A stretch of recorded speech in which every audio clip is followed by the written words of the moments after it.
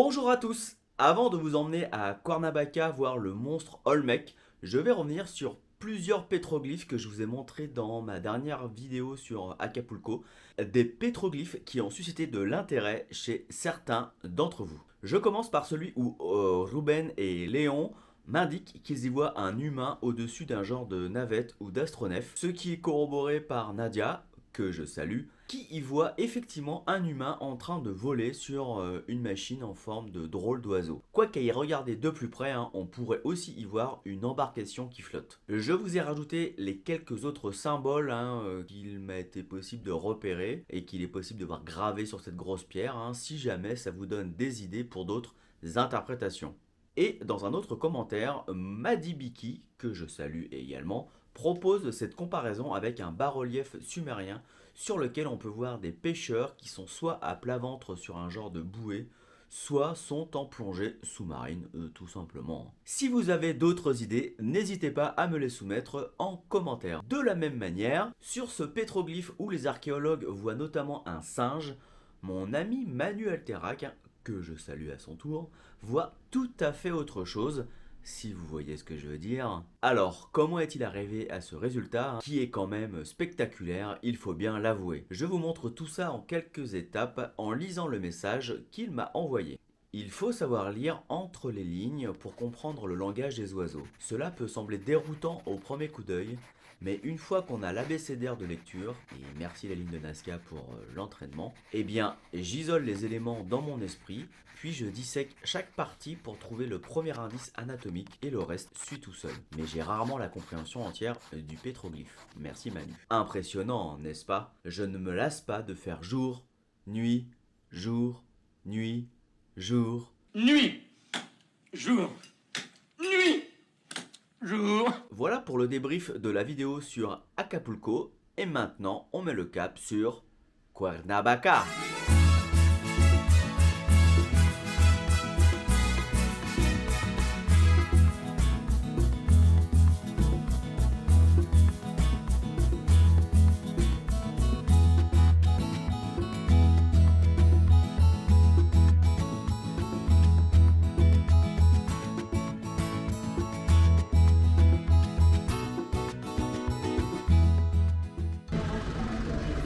On est samedi, il y a de l'animation dans la rue.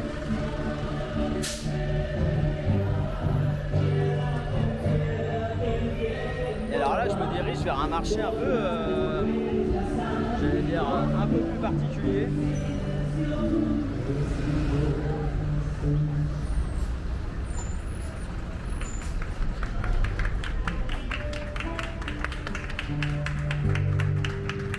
C'est délirant. Comprende que te quiero de cuerpo entero.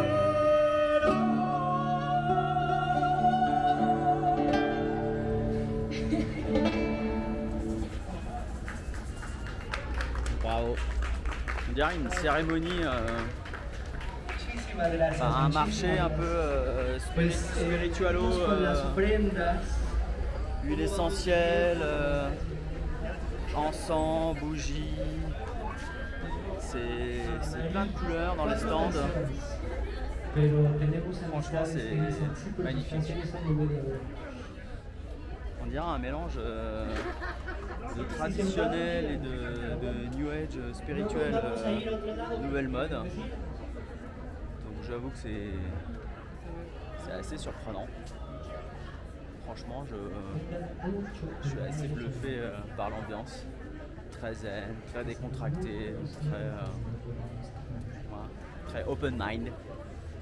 La place principale de la ville avec la cathédrale et le parc. Très zen. Là, d'un coup, on n'entend presque plus les bruits de la rue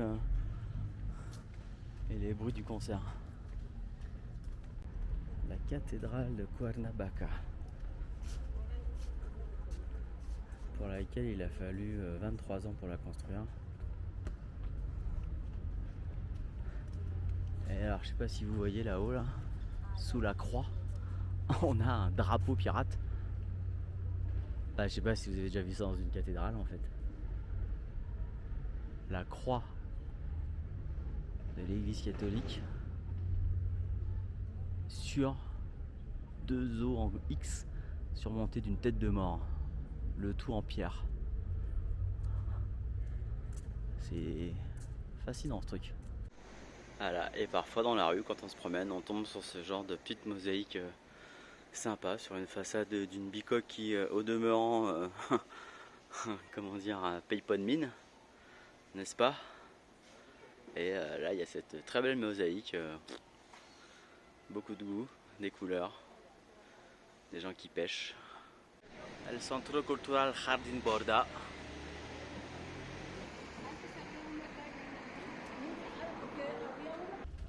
Ah bah, on peut se dire qu'ils savaient vivre, les gars. Waouh, waouh, waouh, waouh, waouh.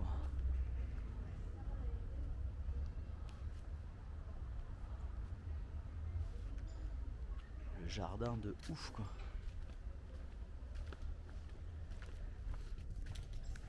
Avec la petite fontaine privée à l'époque. J'imagine que on pouvait se baigner également.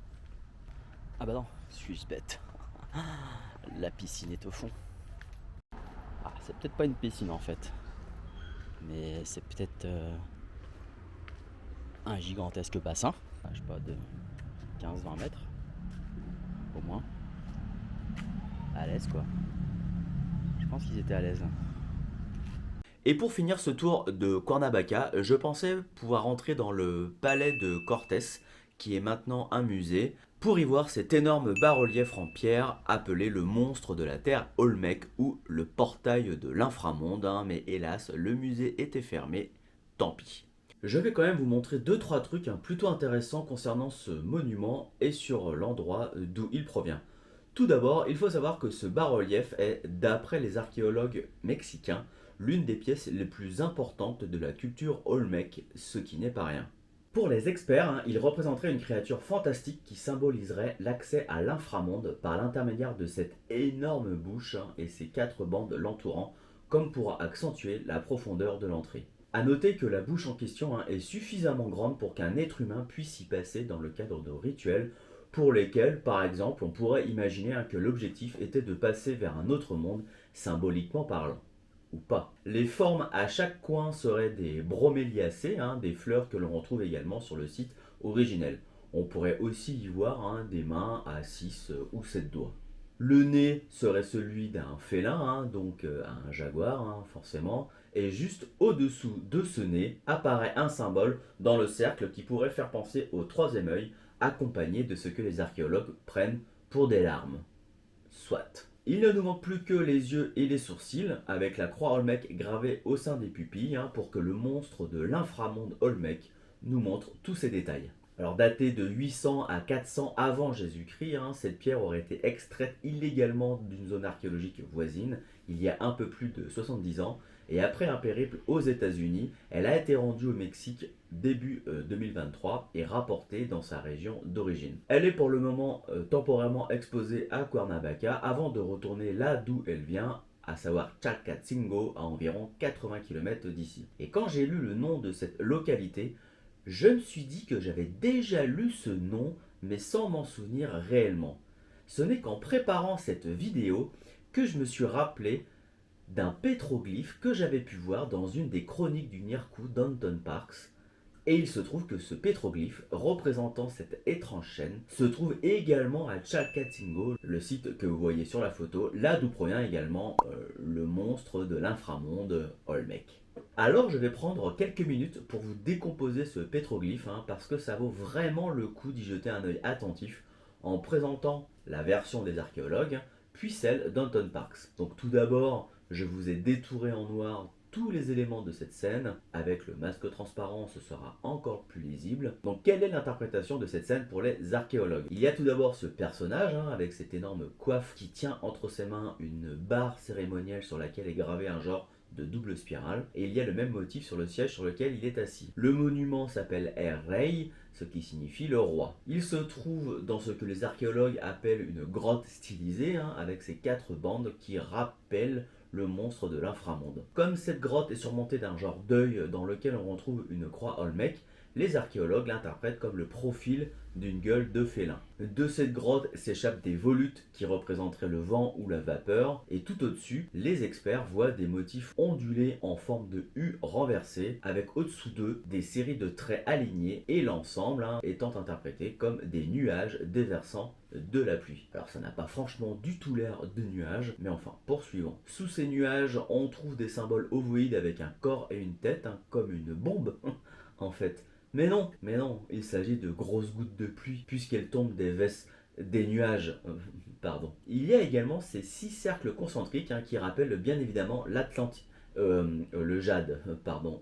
Et oui, les archéologues nous révèlent que le jade peut être symbolisé par des cercles concentriques. Franchement, moi qui y voyais l'Atlantide. À croire que cette histoire m'obséderait, non? Et pour finir, 5 broméliacées, comme pour le monstre de l'inframonde Olmec, histoire de décorer, je présume. Toute cette scène suggérant le pouvoir fécondateur du personnage.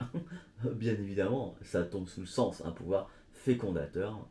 Ben chiché pacha, chez quoi alors, monsieur le spécialiste? Alors Maurice, je vais commencer par te montrer ce qu'a écrit Anton Parks sur ce monument dans le tome 1 des Chroniques du Nirkou, le secret des étoiles sombres. Il écrit ceci: on y voit un dieu ou un haut dignitaire aztèque à l'intérieur de la coupe d'un vaisseau ovoïde qui crache le feu. Il est important de noter la présence du double G dans les mains du pilote et sur son siège. Anton Parks ajoute que ce symbole typiquement amérindien évoque la Voie lactée ou la galaxie. Il est ici pour exprimer le fait que l'appareil peut voyager d'un bout à l'autre de notre univers. Et il finit par: notons aussi les fulgurations frontales qui font terriblement penser à la technique MHD qui consiste à aspirer l'air frontal d'un appareil volant et à l'éjecter à l'arrière de façon à donner au vaisseau une propulsion hypersonique.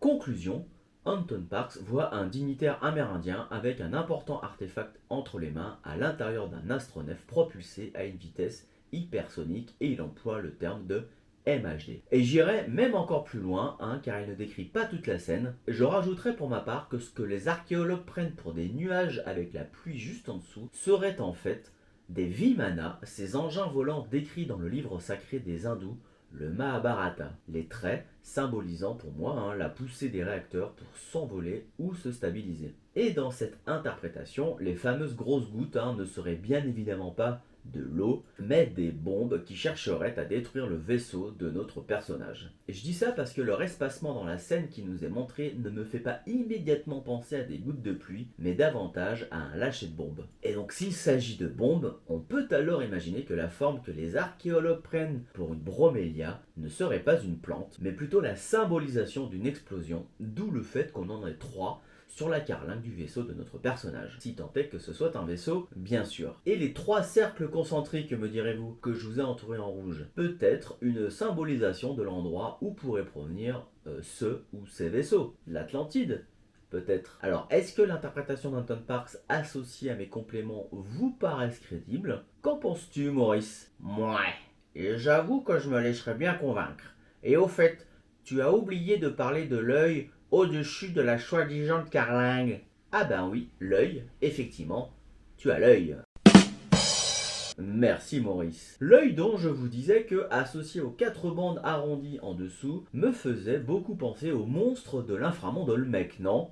Tant et si bien que si je m'amusais à ne conserver que les bandes en question, les yeux et les bromélias, on aurait presque l'impression qu'il suffit de coller la moitié de la stèle en miroir à droite pour avoir une caverne ou une bouche fermée. Je tente ma chance. Je coupe l'image en deux et je garde uniquement le côté gauche. Et si je lui colle maintenant la même image en miroir, voilà le résultat. Alors il y aurait beaucoup à dire et à décortiquer, et je vous laisse le faire. Mais de prime abord, on voit qu'on a notre monstre de l'inframonde qui est reproduit avec les 2 yeux, les 4 bromélias et la bouche ou caverne qui est fermée. Et si j'enlève le masque transparent et les traits noirs pour vous montrer la pierre brute, voilà ce que ça donnerait. Est-ce que les artistes qui ont gravé cette scène l'ont gravée de telle manière qu'ils savaient à l'avance qu'il faudrait peut-être la regarder en miroir pour y déceler des indices de leur réelle intention, ou n'est-ce encore une fois qu'une simple coïncidence? Et ça, c'est pour une moitié de la roche gravée, parce qu'il me reste à vous montrer l'autre partie gravée en miroir également. Donc si je reprends ma photo originale, mais que cette fois je ne prends que le côté droit, comme ça, et que je viens coller la même moitié en miroir, voilà le résultat. Saisissant, non? Je vous montre les détails qui ont été gravés avec le masque transparent. Bien évidemment, on n'a plus du tout affaire à la même scène, hein, et je serais bien incapable de comprendre ce qui est gravé avec cet effet miroir, si tant est qu'il y ait quelque chose de particulier à voir. N'hésitez pas à me faire des propositions en commentaire, j'adore ça. Oui Maurice? Ben oui, c'est comme ils disent à Top Chef, l'oignon fait la forche.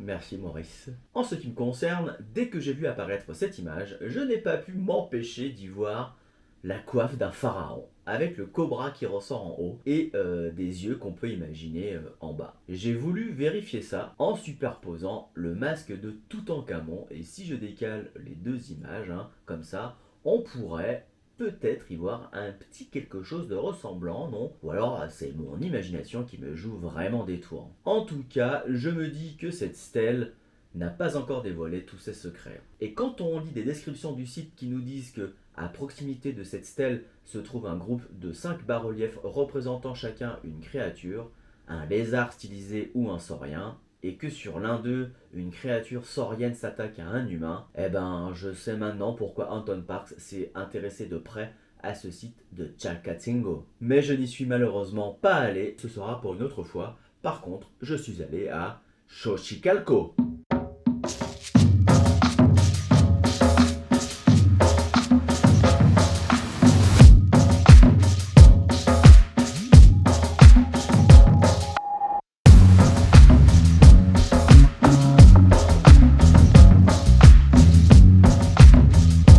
Xochicalco, à savoir la maison des fleurs apparemment dans la langue nahuatl.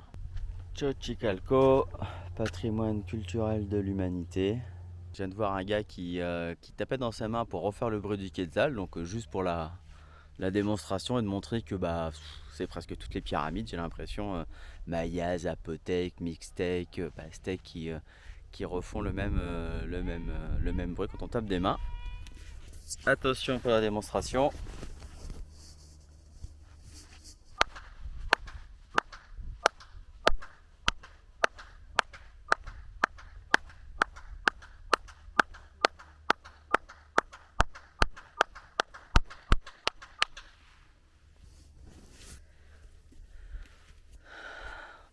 Est-ce que vous avez bien entendu? Ça résonne pratiquement dans toute l'espace là, ce qu'ils appellent l'acropole. Ici, Xochicalco, en fait, d'après ce que j'ai pu lire, les archéologues savent pas trop en fait qui a construit à l'origine le site, hein, qui aurait été récupéré ensuite par des civilisations qui ont émergé après Teotihuacan, puisque c'est ce qui est raconté, c'est que Xochicalco serait un des derniers sites du monde alors de Teotihuacan, hein, puisque bon, il n'y a pas a priori ni zapotèque, ni mixtèque, ni pastèque, ni je ne sais quoi, ou maya. Hein, on serait dans la même civilisation que Teotihuacan, dans la foulée, et qui se serait terminée autour de 6 à 700 après Jésus-Christ.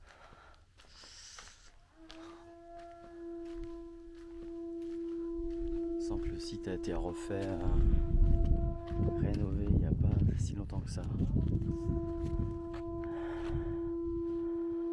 Et là-bas on a un gars qui souffle dans une conque.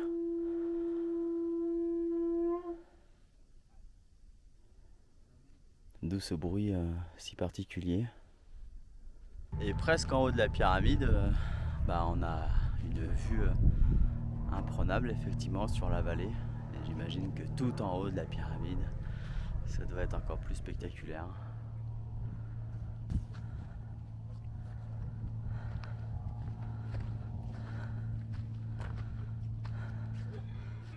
Mais il a fallu raser et aplanir une partie de la colline, hein, quand même. C'est un travail de titan, hein, de faire ça quand même. Alors pourquoi avoir choisi ce lieu? Alors il y a effectivement les considérations stratégiques, contrôle de la vallée, mais je me dis que on a aussi quelque chose de l'ordre de la géobiologie et de croisement de lignes d'énergie sur des points, enfin, qui créent des points particuliers sur lesquels les humains sont venus construire des temples pour canaliser cette énergie et l'utiliser dans le cadre de cérémonies. Voilà. Hypothèse. Bon, puis ensuite, le reste du site, vous commencez à comprendre un peu comment ça fonctionne. Des petites pyramides, des grandes pyramides, des petites pierres avec du mortier pour assembler le tout. Un site sacré qui devait peut-être déjà avoir un temple, on ne sait pas. C'est une hypothèse encore, enfin c'est toujours pareil, comme avec les cathédrales en France ou en Europe qui ont été toutes construites sur d'anciens sites païens ou sur des puits autour desquels les Celtes, les Gaulois, voire même encore avant, les humains venaient se rassembler. Voilà, c'est toujours un peu le même principe partout sur Terre. Là où il y a de l'énergie et des croisements de lignes telluriques, les humains viennent chercher l'énergie en la mettant en parallèle avec de l'eau pour pouvoir être en communication plus facile avec Dieu, la source, la force, en tout cas quelque chose qui se passe entre le ciel et la terre. En tout cas moi c'est ce que je crois. Voilà. Toujours cette quiétude et cette paisibilité. El juego de pelota. Que vous devez commencer à bien connaître quand même. Oula, les trous là, ils étaient à une sacrée hauteur d'après le dessin qu'il y a à droite là. Ah ouais, là on avait affaire à du sportif quoi. Pour pouvoir emmener la balle tout en haut là, donc je sais pas, 7-8 mètres quoi. Alors qu'est-ce qu'ils nous disent? Ah oui, donc en fait c'est souterrain. Donc en fait ça permet de, je sais pas si vous voyez bien là le rayon de lumière qui rentre dans la grotte, un point d'entrée très spécifique créé pour ça, entre le 14 et le 15 mai tous les ans. Donc ça leur permettait de savoir qu'on était à la même date tous les ans. Incroyable quand même. Autre exemple de ce phénomène lumineux, ici en Sardaigne, dans la grotte de Sanure de Sa Oda, et en Égypte, à Karnak, les deux se produisant lors du solstice d'été, le 21 juin. Au revoir, Xochicalco.